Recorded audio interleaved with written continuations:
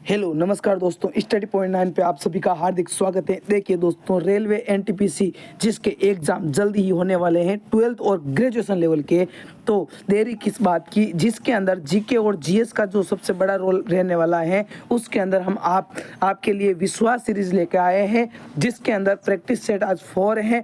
और इस practice set के अंदर जो भी जितने भी रेलवे के एग्ज़ाम हुए हैं आज तक 2013 से लेके 2023 तक जितने भी आपके ग्रुप डी एनटीपीसी के एग्ज़ाम हुए थे उनके अंदर जो भी यहाँ पे क्वेश्चन पूछे गए उन पे हम करेंगे चर्चा। और यहाँ पे टॉपिक वाइज चर्चा चल रही है। तो आज जो टॉपिक है वो है आपके वैदिक सभ्यता को लेके, वैदिक सिविलाइजेशन को लेके आज चर्चा है।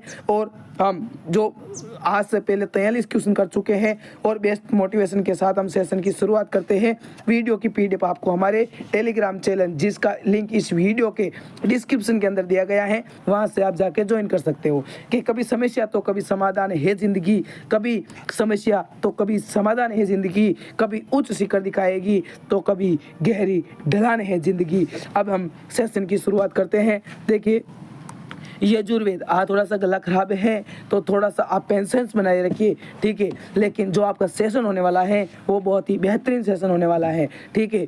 यजुर्वेद से संबंधित है, यजुर्वेद से क्या संबंधित है, गायत्री मंत्र संबंधित है या फिर यज्ञ के अनुष्ठान संबंधित है।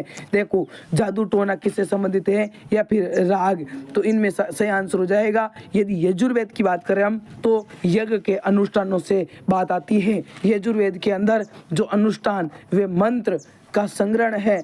देखिए, जो हमारे 4 वेद हैं, ऋग्वेद, सामवेद, यजुर्वेद, अथर्ववेद, इनमें से यजुर्वेद तीसरा वेद है और चौथा वेद है अथर्ववेद, और जिसको हम त्रिवेदी के अंदर शामिल नहीं करते हैं, ठीक है। यजुर्वेद की 2 शाखाएं हैं। अभी आगे क्वेश्चन भी पूछा गया एनटीपीसी के अंदर, ठीक है ना। कृष्ण यजुर्वेद और शुक्ल यजुर्वेद, ये यजुर्वेद के 2 शाखाएं हैं, ठीक है। और ये क्वेश्चन किसके अंदर पूछा गया है, आरआरबी ग्रुप डी जो 2022 की एग्जाम हुए थे उसके अंदर पूछे गए। अगला क्वेश्चन देखिए, यजुर्वेद की कितनी शाखाएं हैं, देखिए। और ग्रुप डी के अंदर पूछा गया क्वेश्चन यहाँ पे 2022 के अंदर कि यजुर्वेद की कितनी शाखाएं हैं। तो अभी मैंने बताया यजुर्वेद की कितनी शाखाएं हैं दोस्तों, तो यजुर्वेद की शाखाएं हैं 2। कौन कौन सी है, शुक्ल यजुर्वेद और कृष्ण यजुर्वेद। यजुर्वेद की टोटल 85 शाखाएं थी और आज तक इसमें केवल 4 ही उपलब्ध है।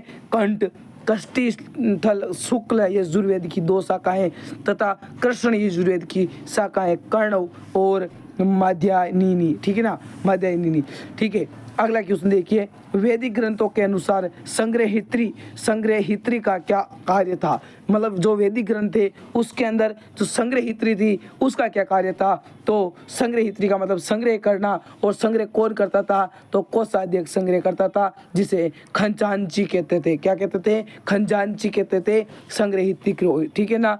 वैदिक ग्रंथों के अनुसार जो इसका अर्थ है वो कोषाध्यक्ष है। प्रमुख वैदिक ग्रंथों में 4 वेद हुए, ऋग्वेद, सामवेद, यजुर्वेद, अथर्ववेद। 8 ब्राह्मण ग्रंथ हुए, 7 आरण्य और 12 प्रारंभिक उपनिषद हुए हैं, ठीक है। अगला क्वेश्चन देखिए, अगला है हिंदू धर्म पुरुषार्थ जीवन के लक्ष्य के माध्यम से जीवन में पूर्ण भागीदारी को प्रोत्साहित करता है, निम्न में से कौन सा एक पुरुषार्थ नहीं है।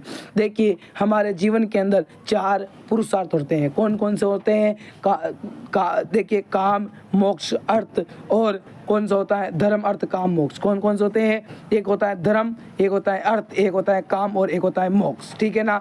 तो देखो, काम होगा, मोक्ष और अर्थ तीनों ही क्या है, हमारे जीवन के पुरुषार्थ हैं। लेकिन सत्व हमारा जीवन का पुरुषार्थ नहीं है। प्राचीन काल में मनुष्य के उद्देश्यपूर्ण जीवन को व्यतीत करने हेतु आश्रम व्यवस्था का निर्धारण किया गया था।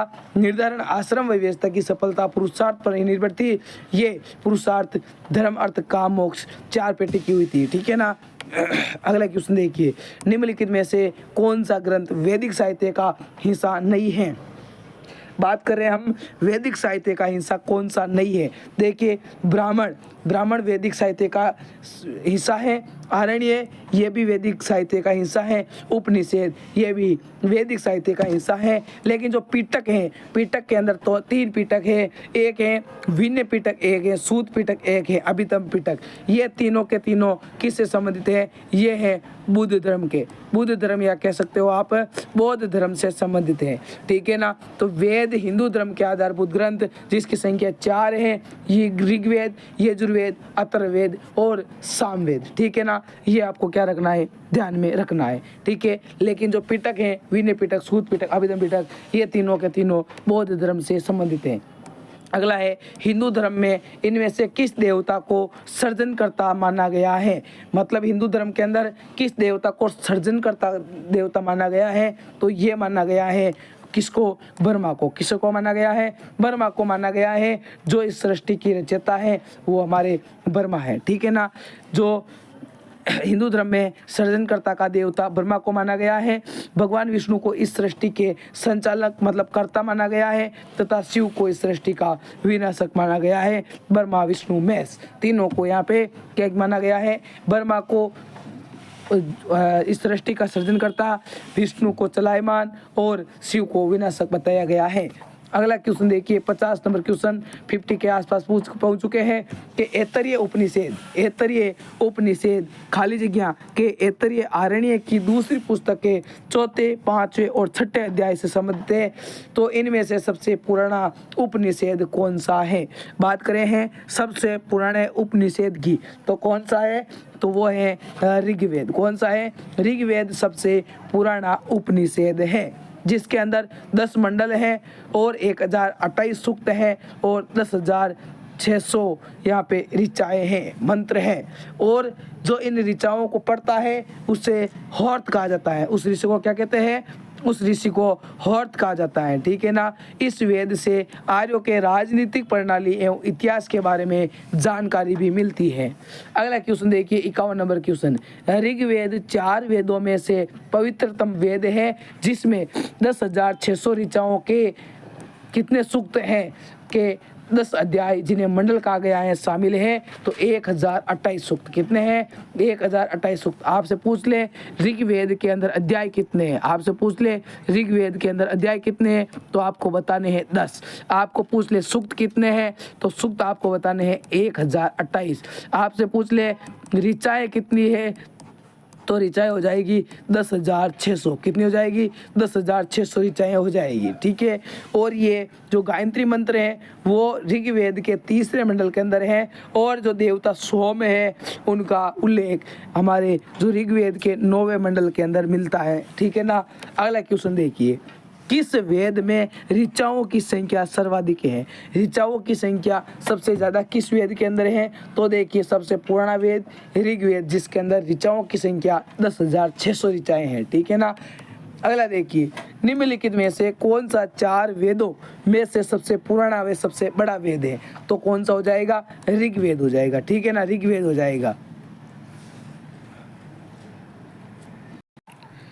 अगला क्वेश्चन देखिए, तो 4 वेदों में से सबसे पुराना वेद, सबसे बड़ा वेद कौन सा है? ऋग्वेद है। ऋग्वेद का संग्रह मतलब यहाँ पे का संग्रह है, मतलब किसका संग्रह है? तो 1028 सूक्तों का संग्रह। कितना है? 1028 सूक्तों का संग्रह है ऋग्वेद। ये भी आपको क्या रखना है? ध्यान में रखना है। ये देखो मैं यहाँ पे जो सभी सिलेक्टेड क्वेश्चन लेके आया हूँ, यहाँ पे आप देख सकते हो RRB ग्रुप डी के अंदर पूछा गया क्वेश्चन, मतलब जो भी यहाँ पे टॉपिक वाइज चल रहे हैं। हम सबसे पहला वाला वीडियो मैंने डाला था जो जिसके अंदर मैं सिलेबस के बारे में चर्चा की थी मैंने, वहाँ पे आप जरूर जाके चेक करिए, ठीक है ना। अगला देखिए, प्रारंभिक हिंदू दर्शन में जीवन के कितने चरण निर्धारित किए गए हैं?